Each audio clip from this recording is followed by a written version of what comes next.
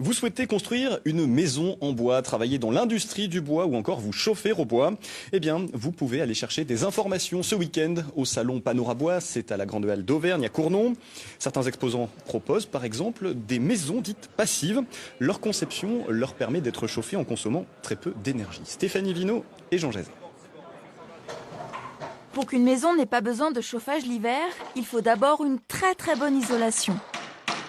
Les murs, donc on a un support de 30 cm et il y a 30 cm de ouate de cellulose insufflée en usine à 60 kg au mètre cube.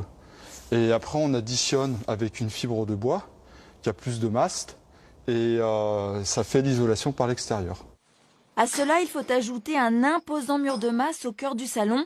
Il va emmagasiner la chaleur du soleil. Ce mur monte en température et quand la maison commence à baisser en température la nuit, eh ben, ce mur de masse restitue la chaleur. Et puis voici des baies triple vitrage, pas placées n'importe comment. Le mieux, c'est le plein sud. Donc là, vous avez 4 grosses baies vitrées alignées pour capter au maximum l'ensoleillement. Dans ces maisons passives, on retrouve le désormais traditionnel chauffe-eau solaire.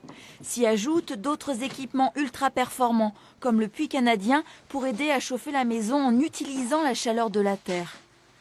Il s'agit d'un tuyau qui fait circuler de l'eau à 2,50 m de profondeur ici, sur une centaine de mètres de long, de manière à réchauffer l'air en hiver et à le rafraîchir en été, naturellement, sans consommer de calories.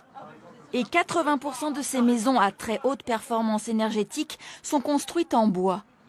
En Europe, la majorité des maisons sont en bois parce que, compte tenu qu'on a besoin de les isoler fortement, de ne pas avoir de pont thermique, c'est plus facile de réaliser ces maisons à structure bois. On est plus à l'aise pour isoler fortement. Les maisons passives sont encore ultra minoritaires dans la construction en France, mais elles deviendront la norme pour 2020. Si vous